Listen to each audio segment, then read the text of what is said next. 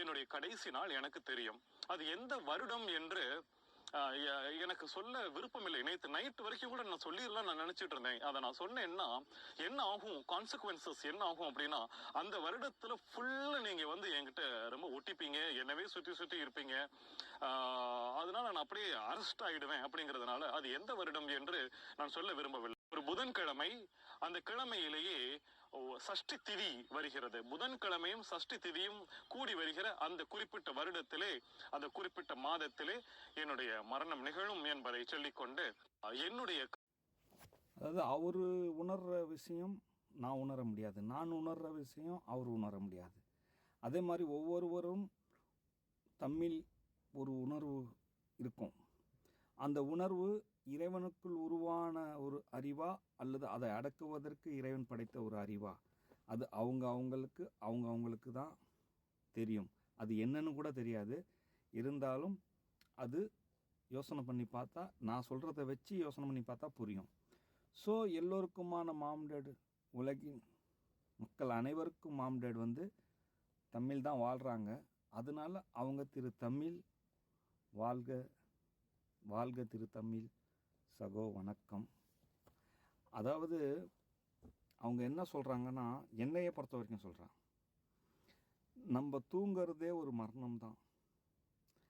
அப்படி நீங்கள் தூங்கி கண் விழிக்கும் பொழுது சகோதரர்கள் உங்கள் பக்கத்தில் இருந்தால், அதாவது நம்ம மக்கள் நம்ம பக்கத்தில் இருந்தால், கண் விழிக்கும் பொழுது நாம் இருக்கிற இடம் இருந்தால் அது நீங்கள் மரணிக்கல, தூங்கி தான் ஏந்திச்சிங்கன்னு அர்த்தம். அதே நீங்கள் தூங்கி ஏந்திரிக்கும் பொழுது உங்கள் முன்னாடி எல்லோருக்குமான மாம்டேட் இருந்தால் அது உங்களுடைய மரணம். அப்போது உங்கள்கிட்ட எந்த கேள்வி கணக்கும் கேட்க மாட்டாங்க. உங்களுக்கு எல்லாமே தெரியும், உங்கள் பாவமும் தெரியும், புண்ணியமும் தெரியும். அவங்க உங்களுக்குள்ளே வாழ்கிறாங்கல்ல, அந்த நேரம் என்ன உணர்த்திடுவாங்க. நீங்கள் நரகத்துக்கு போனாலும் உங்களுக்கு தெரியும், நான் இதுக்கு தான் நரகத்துக்கு போகிறேன். சொர்க்கத்துக்கு போனாலும் நான் இதுக்கு தான் போகிறேன். அவங்க சொர்க்கத்துக்கு போகிறவங்கள மட்டும் தூக்கி வச்சுருவாங்க. அந்த சொர்க்கம் இனி எல்லாம் சுகமே, அது சுகமான சுகம்.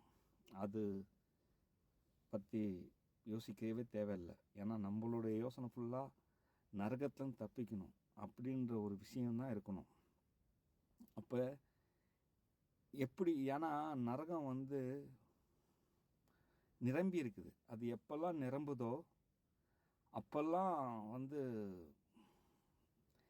நிறையா நோய் கிருமிகள், கொரோனா வைரஸோட சின்ன சின்ன வைரஸ்கள் எல்லாம் உருவாகும். அது மனிதனை தான் தாக்கும். ஏன்னா அது மனிதனுக்குள் மறுபடியும் மறுஜென்மம் எடுத்து அது வந்தால் மட்டும்தான் அந்த, அதாவது மறுபடியும் சொர்க்கம் நம்மளுக்கு வேணும்னா நரகத்தை ஃபுல்லாக அனுபவிச்சுட்டு அவங்க எப்படி அனுபவிக்கணும், அவங்க மனிதனாக பிறக்கிற வரைக்கும் அனுபவிச்சுட்டு இருக்க வேண்டியதுதான். சில பேர் அந்த பெண்ணின் கருவறைக்குள்ளே போகிற வரைக்கும் போய் கூட அதே மாதிரி கருமுட்டையும் பயணம் செய்யும். ரெண்டு பக்கமும் அந்த ரெண்டு அறிவும் பயணம் செஞ்சு இணையணும். அது வரைக்கும் அது படாத பாடுபடும். கிட்ட வந்தும் படாத பாடுபடும். அதுக்கப்புறமா தோந்தும் போயிடும். அதில் யார் ஒருத்தவங்க கரெக்டாக பாவம் மன்னிக்கப்படுறாங்களோ அவங்க மட்டும்தான் அதில் இணைவாங்க, மறுபடியும் பிறப்பாங்க, மறுபடியும் இந்த உலகத்தின் மாயையில் மயங்கிடுவாங்க. அப்போ அவங்களுக்கான அண்ணன்மார்கள் ஏற்கனவே சொல்லியிருக்காங்க சொர்க்கத்தின் பாதைகள். அது அவங்க ஃபாலோ பண்ணுன்னா, அது நான் ஏற்கனவே பல வீடியோவில் சொல்லிட்டேன். ஸோ இனிமேலும் அது நிரம்பிட்டே இருக்கு. இவங்களுக்கு அந்த சீக்ரெட் சொல்லணும் அப்படின்ற ஒரு சீக்ரெட் சொல்ல தான் நான் தொடர்ந்து வீடியோ பண்ணிகிட்ருக்கேன். அதை நீங்கள் புரிஞ்சுக்கிட்டால் மட்டும்தான் தப்பிக்க முடியும். ஸோ தொடர்ந்து பாருங்கள். எனக்கு ரொம்ப பேச முடியாது, காரணம் என்னென்னா பேசினா நீங்கள் கேட்க மாட்டீங்க. இந்த சயின்ஸை முக்கியமாக புரிஞ்சுக்கணும்னா இது உளறல் மாதிரி தான் தெரியும். ஆனால் நம்ம வந்து மனிதனாக பிறக்கிறது தான், நம்ம முழு மனிதன்னா நான் முழு மனிதன் கிடையாது. எனக்குள்ளே கோடான கோடி உயிரணுக்கள் இருக்குது. அதெல்லாம் இன்னும் மனிதனாக பிறக்கிறதுக்காக அது கற்றுக்கிட்டு இருக்குது. ஸோ மனிதனாக பிறக்கிறவங்க, முஸ்லீமாக பிறக்கிற ஒருத்தவங்க மட்டும்தான் ஏற்கனவே மனிதனாக பிறந்து பாவ மன்னிப்புக்காக பிறந்திருக்காங்க. மற்றவங்கெல்லாம் வந்து இது வரைக்கும் உலகத்துக்கு வரவே இல்லை. அவங்க வந்திருக்காங்க, ஆனால் அவங்க மறுபடியும் சான்ஸ் கிடைக்கும். அப்படி சான்ஸ் கிடைச்சா சொர்க்கத்துக்கு போகிறதுக்கு அவங்க முஸ்லீமாக தான் பிறப்பாங்க.